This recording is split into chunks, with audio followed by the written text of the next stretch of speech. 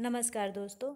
आज हम ब्रिटिश कार्यपालिका में प्राइम मिनिस्टर यानी प्रधानमंत्री के पद पर चर्चा करेंगे। जी हाँ, इंग्लैंड के प्रधानमंत्री पद को पढ़ते समय आपको इसकी ये खास विशेषता ध्यान रखनी है कि ये ऐसा पद है जिसका कोई कानूनी अधिकार नहीं है। ये पद अनौपचारिक है। प्रधानमंत्री पद की स्थापना वहाँ किसी संसदीय कानून के द्वारा नहीं हुई, बल्कि ये विकसित हुआ है। जैसा कि हमने पिछले लेक्चर्स में आपको बताया था कि जब सम्राट जॉर्ज प्रथम ने कैबिनेट की बैठकों में जाना बंद कर दिया था, क्योंकि उन्हें इंग्लिश भाषा का बिल्कुल भी ज्ञान नहीं था। इसीलिए कैबिनेट बैठकों की अध्यक्षता के लिए उन्हें एक ऐसे ऑफिसर की, एक ऐसे पदाधिकारी की आवश्यकता अनुभव हुई जो कैबिनेट का प्रधान हो, और इसी से प्रधानमंत्री पद का उदय हुआ। कैबिनेट की बैठकों की अध्यक्षता करने का कार्य एक वरिष्ठ मंत्री वॉलपोल को सौंपा गया, और रॉबर्ट वॉलपोल ही इंग्लैंड का पहला प्रधानमंत्री माना जाता है। जॉर्ज प्रथम के बाद उनके बेटे जॉर्ज द्वितीय भी अंग्रेजी भाषा के जानकार नहीं थे, इसलिए वो भी मंत्रिमंडलों की बैठकों की अध्यक्षता नहीं करते थे। हालांकि जॉर्ज थर्ड ने इस पद को फिर से प्राप्त करने का प्रयास किया, पर वो अपने उद्देश्य में सफल नहीं हो पाए, और जॉर्ज प्रथम के बाद से लेकर आज तक कोई भी सम्राट जो है वो मंत्रिमंडल की बैठकों की अध्यक्षता नहीं करता है।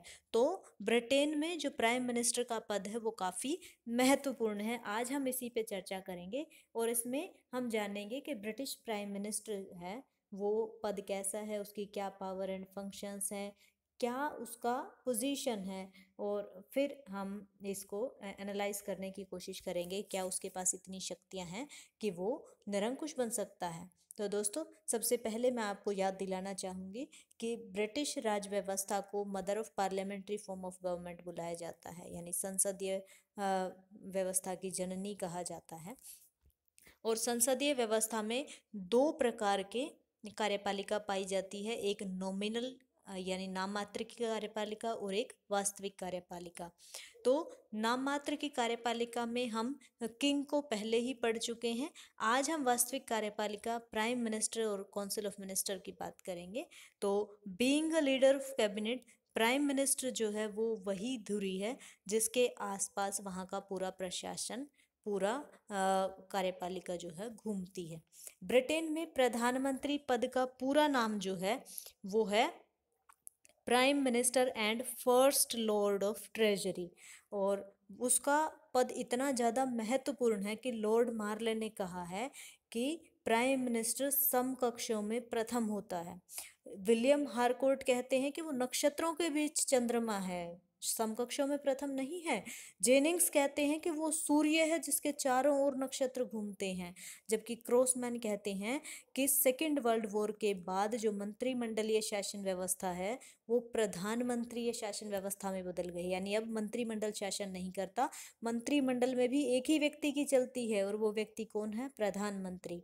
यानी शासन का रूप परिवर्तन हो गया है। संसदीय शासन जो मंत्रिमंडलीय शासन में परिवर्तित हुआ था, अब बदल के प्रधानमंत्रीय शासन में आ गया है। तो लॉस्की कहते हैं कि प्रधानमंत्री मंत्रिमंडल का केंद्र बिंदु है, वो उसके निर्माण में, उसके जीवन में, उसके अंत में केंद्रीय भूमिका रखता है।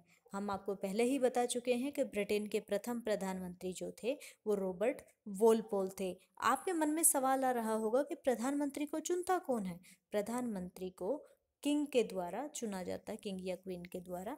और ये चुनाव कैसा होता है? क्या वो अपनी मर्जी से किसी को भी प्रधानमंत्री बना सकते हैं? ऐसा नहीं है। सम्राट उसी व्यक्ति को प्रधानमंत्री नियुक्त कर सकते हैं जो हाउस ऑफ कॉमन्स में बहुमत दल का नेता हो। दो मामले ऐसे हैं जहाँ पे वो अपने विवेक से निर्णय कर सकते हैं, यानी जिसे वो चाहें उसे प्रधानमंत्री पद पर ला सकते हैं। ऐसा कब होगा? जब हाउस ऑफ कॉमन्स में किसी भी दल को स्पष्ट बहुमत ना मिला हो, या प्राइम मिनिस्टर अपने कार्यकाल के दौरान जो है उनकी मृत्यु हो गई हो, या उन्होंने रिजाइन कर दिया। अगर हम ब्रिटिश प्राइम मिनिस्टर की शक्तियों की, उसके कार्यों की चर्चा करें, तो उसकी सबसे पहली पावर तो ये है कि प्राइम मिनिस्टर सम्राट के मुख्य परामर्शदाता के तौर पे, चीफ एडवाइज़र के तौर पर काम करते हैं। हम सभी जानते हैं कि ये वास्तविक कार्यपालिका है और सम्राट प्रधानमंत्री की सलाह से ही काम करते हैं। यदि वो मंत्रिमंडल के परामर्श की अवहेलना करने लगे तो प्रधानमंत्री त्यागपत्र दे देगा और इसके बाद सम्राट के लिए जो वैकल्पिक सरकार का निर्माण करना संभव नहीं हो पाएगा। तो सम्राट और मंत्रिमंडल को जोड़ने की कड़ी का काम प्रधानमंत्री करते हैं। उनके पास ये अधिकार भी है कि वो सम्राट को जो महत्वपूर्ण नियुक्तियां होती हैं उनके संबंध में परामर्श दे, जैसे कि मंत्रियों की नियुक्तियां हुई या उपनिवेश में गवर्नर हुए, बिशप हुए, न्यायाधीश हुए या दूसरे देशों में जो एम्बेसडर्स भेजने होते हैं वो हुए। इन सब की नियुक्तियों में प्रधानमंत्री सलाह देता है किंग या क्वीन को कि वो किसे नियुक्त करें और किसे नियुक्त ना करें। इसके अलावा कॉमनवेल्थ देश में शामिल जो देश हैं या और जो दूसरे देशों में जब सम्राट को यात्रा पे जाना होता है तब भी वो प्रधानमंत्री की सलाह के अनुसार ही काम करते हैं। इसके अलावा प्रधानमंत्री जो है वो सरकार का नेता होता है और प्रधानमंत्री ऐसा कहा जाता है कि वो की स्टोन है कैबिनेट आर्क का। और ऐसा इसलिए कहा जाता है क्योंकि मंत्रियों की नियुक्ति जो है वो सम्राट प्रधानमंत्री की सलाह से ही करते हैं। वो प्रधानमंत्री ही मंत्रियों के बीच में विभागों का बंटवारा करता है और जो डिफरेंट डिपार्टमेंट्स हैं, मंत्रालय हैं, उनके बीच में विवाद अगर उठ जाए तो उनका निपटारा भी वो खुद ही करता है। तो ये ठीक है कि कई ऐसे महत्वपूर्ण व्यक्ति होते हैं जिनमें दलीय एकता बनाए रखने के लिए मंत्रिमंडल में शामिल करना ज़रूरी होता है, लेकिन हमें ये नहीं भूलना चाहिए कि किन लोगों को साथ लेके उसे चलना है। इसका सबसे ज़्यादा अच्छा डिसीजन खुद प्रधानमंत्री ही ले सकता है। और किन मंत्रियों से इस्तीफा लेना है, उन्हें हटाना है, इसके बारे में भी डिसीजन कौन करता है? जो प्रधानमंत्री हैं वही करते हैं। इसके अलावा मंत्रिमंडल की बैठकों की अध्यक्षता करना हो या डिफरेंट डिपार्टमेंट्स के बीच में समन्वय बैठाना हो, ये शक्ति भी प्रधानमंत्री के पास ही है। इसके अलावा प्राइम मिनिस्टर जो है वो संसद में भी महत्वपूर्ण भूमिका अदा करता है। और संसद में प्रधानमंत्री की भूमिका क्या है? यहाँ पे क्योंकि वो बहुमत दल का नेता है तो सबसे पहली बात तो वो कॉमन सभा का कार्यक्रम तय करता है, यानी अरेंज करता है बिजनेस ऑफ द हाउस। प्रधानमंत्री कॉमन सभा का कार्यक्रम निश्चित करता है। कैसे? सदन का अधिवेशन बुलाना हो या अधिवेशन स्थगित किया जाना हो तो उसके लिए वो तारीखें निश्चित करता है। और सदन की कार्रवाई कैसे चलेगी, कौन सा विधेयक या प्रस्ताव पहले आएगा, कौन सा बाद में आएगा, अगर जो अपोजिशन पार्टी है उसने अविश्वास का प्रस्ताव प्रस्तुत किया तो उस पे कब बहस होगी, इन सब बातों का निर्णय कॉमन सभा का स्पीकर प्रधानमंत्री और जो दल के विप्स हैं उनके परामर्श से ही करता है। इसके अलावा वो नीतियों की घोषणा करता है, गवर्नमेंट पॉलिसीज की प्रोक्लेमेशन करता है। सदन में जितनी भी महत्वपूर्ण नीतियों की घोषणा होती है वो प्रधानमंत्री ही करता है। दूसरे जो मंत्री हैं वो केवल अपने अपने विभागों के बारे में बोलते हैं, जबकि प्रधानमंत्री हर इम्पोर्टेंट मामले में सदन का नेतृत्व कर सकता है। अगर युद्ध हो, युद्ध विराम हो, ऐसी कोई घटना घटे या किसी वजह से जो नेशनल लाइफ है उसमें उथल पुथल हो जाए तो सरकार की नीति के बारे में केवल प्रधानमंत्री ही ज़्यादा अथॉरिटी के साथ बोल सकता है। इसके अलावा वो गवर्नमेंट पॉलिसी के डिफेंडर के तौर पे सरकार की नीतियों के बचाव करने का काम भी करता है।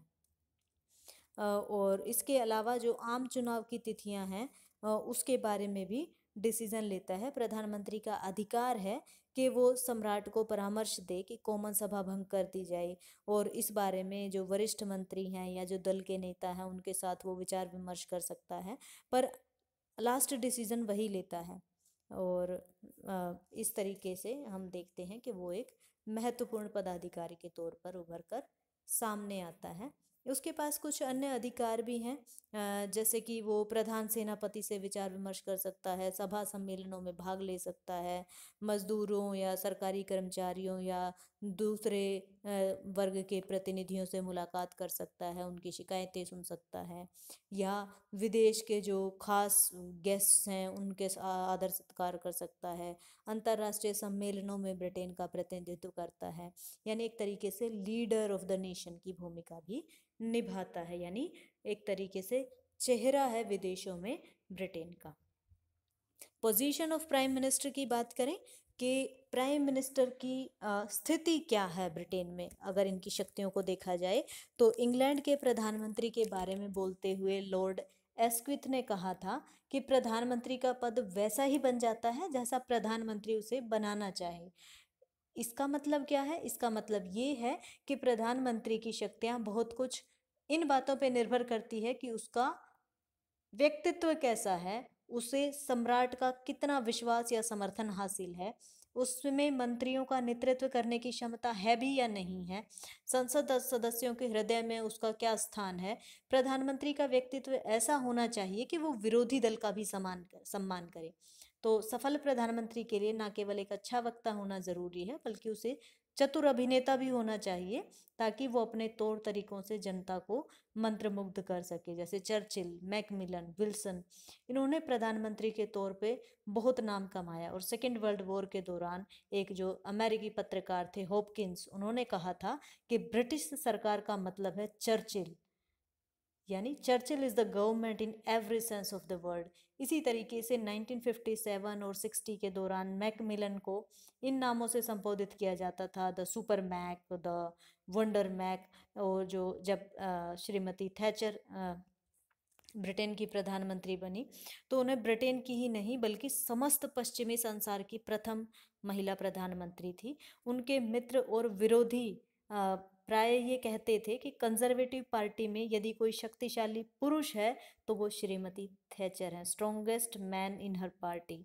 जॉन मेजर जो थे वो काफ़ी शालीन और उदार व्यक्ति माने जाते थे, पर पार्टी के कलह को वो समाप्त नहीं कर सकते। टोनी ब्लेयर की करिश्माई छवि के मुकाबले जो जॉन मेजर है वो थके थके से दिखाई देते थे। तो 1997 में उनकी पार्टी की करारी हार ने साबित कर दिया था कि ब्रिटेन के लोग जो हैं वो जॉन मेजर के जो एक तरीके से कह सकते हैं लेजी लीडरशिप से ऊब चुके थे। तो इसीलिए हम देखते हैं कि प्रधानमंत्री को निरंकुश शासक नहीं कहा जा सकता।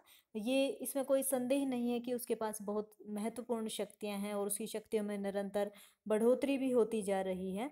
लेकिन हम ये भी देखते हैं कि कोई भी महत्वपूर्ण निर्णय लेने से पहले वो वरिष्ठ मंत्रियों से परामर्श अवश्य लेता है। और कई बार आप देखते हैं कि जो प्रधानमंत्री है वो देश में बहुत सारे ऐसे औद्योगिक, व्यावसायिक, प्रादेशिक या धार्मिक समुदाय होते हैं जो सरकार की शक्ति पर अंकुश लगाने का काम करते हैं। जैसे अगर वो हड़ताल कर दें या वो सरकार को अपना सहयोग ना दें या प्रधानमंत्री के आदेशों को ना माने तो देश का सारा कामकाज ठप हो सकता है। तो इस प्रकार से ये लोग भी उसे निरंकुश होने से रोकते हैं। तो हम कह सकते हैं कि ब्रिटिश मंत्रिमंडल में जो प्रधानमंत्री है वो काफ़ी महत्वपूर्ण स्थान रखता है, पर अंतिम तौर पर वो जो व्यक्ति है, जो होल्डर है उस पद का, वो उस पद को कमज़ोर या महत्वपूर्ण बनाता है। हम कह सकते हैं जैसे अगर हम इंडिया की बात करें तो प्रधानमंत्री पद तो वही है, लेकिन उसी प्रधानमंत्री पद पर जब मनमोहन सिंह होते हैं तो हम उसे अलग नज़रिए से देखते हैं। उसी प्रधानमंत्री पद पर जब प्राइम मिनिस्टर मोदी या श्रीमती इंदिरा गांधी होती हैं तब हम उसे एक अलग नज़रिए से देखते हैं। तो यहाँ पे व्यक्ति का व्यक्तित्व कैसा है, वो कितना चतुराई से, वो कितना एफिशिएंसी के साथ अपनी शक्तियों का प्रयोग कर पाता है, ये चीज़ें मायने रखती हैं। आई होप आपको लेक्चर समझ आया होगा। आइए एक बार देख लेते हैं हमने इस लेक्चर में क्या क्या देखा। सबसे पहले हमने बात की कि इंग्लैंड में जो प्रधानमंत्री का पद है वो बेसिकली परंपराओं के तौर पे बना, वो एक अनौपचारिक पद है, उसके लिए कोई कानून नहीं है, वो परंपरा के तौर पे विकसित हुआ। रॉबर्ट वॉलपोल जो है वहाँ के पहले प्रधानमंत्री रहे। फिर हमने देखा क्योंकि वहाँ पे पार्लियामेंट्री शासन व्यवस्था है इसलिए वहाँ पे दो प्रकार की कार्यपालिका पाई जाती है, एक नाम मात्र की और एक वास्तविक कार्यपालिका। और प्रधानमंत्री जो है वो वास्तविक कार्यपालिका है, वास्तविक कार्यपालिका यानी मंत्रिमंडल का अध्यक्ष है। फिर हमने देखा प्रधानमंत्री की अपॉइंटमेंट जो है वो किंग या क्वीन के द्वारा की जाती है। फिर हमने इसकी कुछ पावर्स देखी जिसमें ये किंग के चीफ एडवाइज़र के तौर पे काम करता है या सरकार के नेता के तौर पे काम करता है। कैबिनेट का बनना बिगड़ना इसके ऊपर निर्भर करता है। फिर हमने देखा किस प्रकार से ये पार्लियामेंट में एक महत्वपूर्ण रोल अदा करता है और कैसे देश का नेतृत्व करता है। और लास्ट में हमने जाना कि प्रधानमंत्री के पास हालांकि बहुत सारी शक्तियां हैं, लेकिन ये सारी शक्तियां भी इस पद को धारण करने वाले व्यक्ति के व्यक्तित्व के तौर पर जो है वो हमारे सामने आती हैं। तो अगर व्यक्ति का व्यक्तित्व कमज़ोर है तो ये चाहे कितनी भी शक्तियां हैं वो उन्हें एक्सरसाइज नहीं कर पाता। और अगर एक महत्वपूर्ण व्यक्तित्व वाला व्यक्ति है, प्रभावशाली व्यक्तित्व वाला व्यक्ति है, तो वो इन शक्तियों का प्रयोग बहुत ही एफिशिएंसी के साथ करता है और एक हम कह सकते हैं कि निरंकुश व्यक्ति की तरह नज़र आ सकता है। तो हमने देखा कि बेशक से उसका व्यक्तित्व भी कैसा हो, फिर भी देश में कुछ ऐसी चीज़ें हैं जो उसे निरंकुश होने से रोकती हैं। लेकिन अंत में हम केवल यही कहेंगे कि ब्रिटिश राजनीतिक व्यवस्था में प्रधानमंत्री का पद बहुत ही महत्वपूर्ण है और समय के साथ साथ इसकी शक्तियों में वृद्धि होती जा रही है, होती रही है। आई होप आपको लेक्चर पसंद आया होगा। आपके किसी प्रकार के कोई सुझाव हैं तो प्लीज़ हमें अपने सुझाव ज़रूर दें। आपके सुझावों का बहुत बहुत स्वागत है। धन्यवाद दोस्तों।